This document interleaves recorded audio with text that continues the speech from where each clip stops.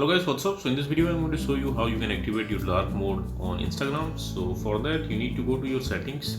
So go to your profile, and at the top right corner of the screen you can see these three horizontal line burger button. You have to tap there, and at the bottom of the screen you will see settings. Tap there.